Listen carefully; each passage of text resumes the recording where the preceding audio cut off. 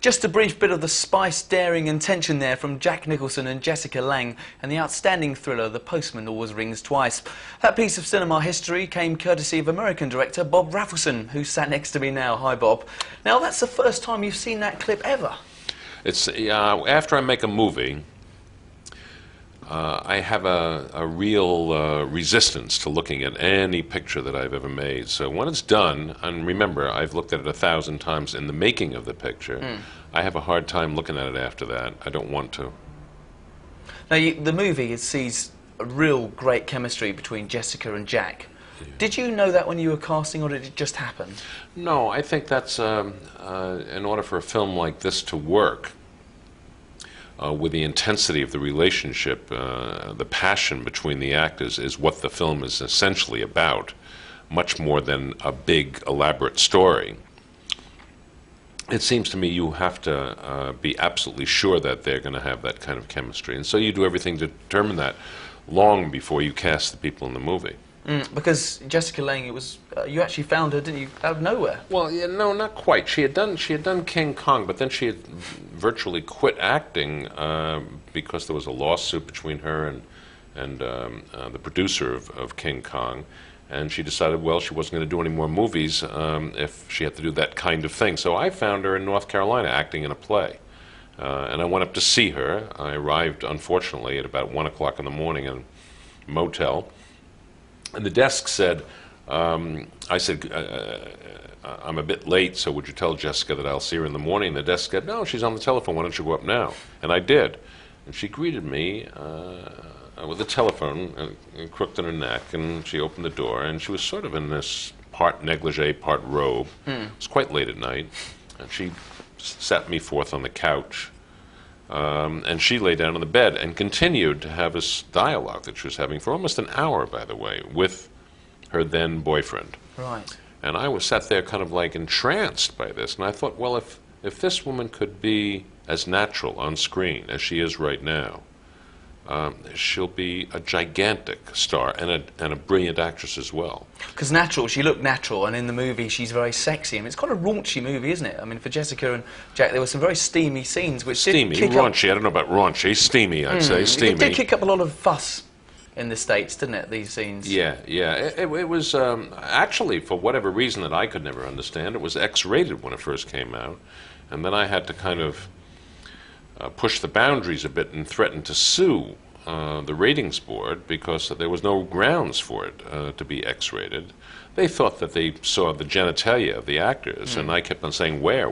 And even when the picture came out and it was reviewed, people wrote this, and take my word for it, there is no nudity in the film.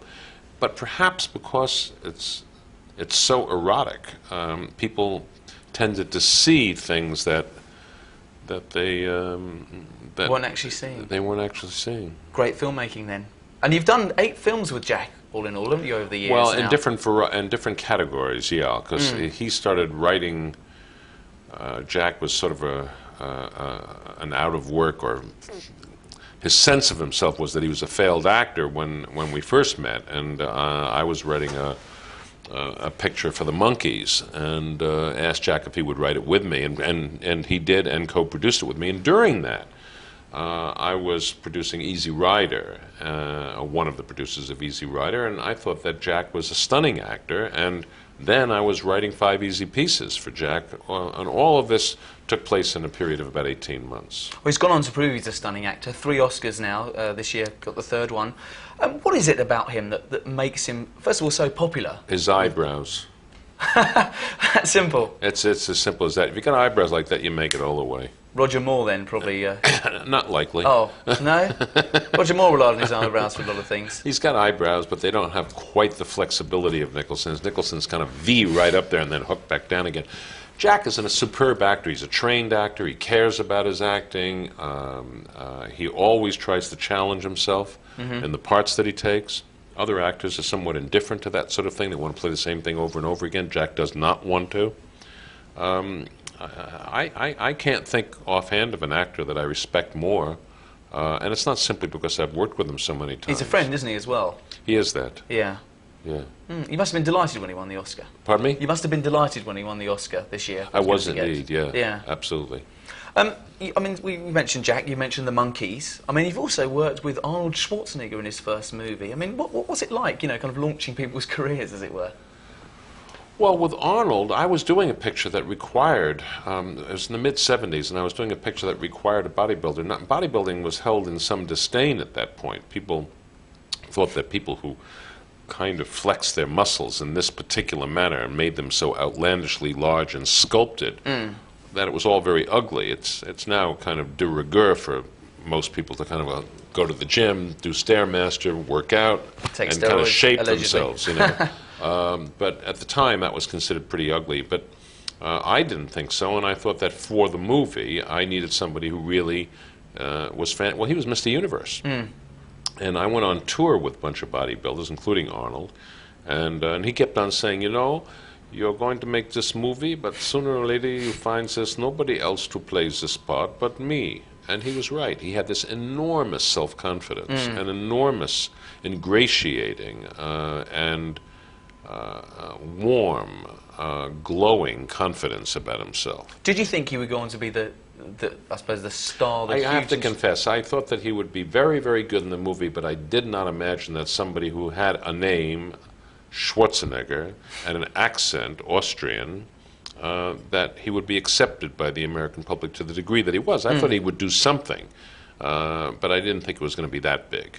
And his accent, of course, has always remained, and now is his trademark. Absolutely, absolutely. And he's amazing because he's completely indifferent to this kind of criticism. You know, he's going to make it as Arnold. He's not going to make it by converting himself into something else. Look at him now. Look at his bank balance. Thank you very much. Now, you've also done some stuff in front of the camera as well, haven't you, recently? Which do you prefer, kind of in front or behind? Well, I know I'm a director, and it's only recently Mike Figgis asked me to appear in Leaving Las Vegas, and I enjoyed it. I was very nervous. I enjoyed it very much, though. And if the right person asks me, I'd be delighted to do it again. I really would. And I'd like to do a good job at it, too. I'd like to learn more about how to act. And speaking of which, what's the next role going to be? Is it going to be in front of the camera or behind the lens? Behind the camera, and it probably won't be for a couple of years because, generally speaking, I'm very slow to get to the post, and I do a few other things in between. And with who? Can you give us any hints who you're going to be starring with? No, Maybe Jack number 9, no? It could be. Strangely, a lot of the times that I've made movies, I didn't anticipate that Jack was going to be in them, and he's either stolen the script from me once in the early days. He went into my house through the window, I might add, and took the script out of the house and said, "Why can't I be in this picture?" That was a picture called The King of Marvin Gardens. And then one time, I remember on Blood and Wine, I asked Jack for his opinion as to who should play in the movie, as a friend. And he said, "Well, why haven't you asked me? I can play this part."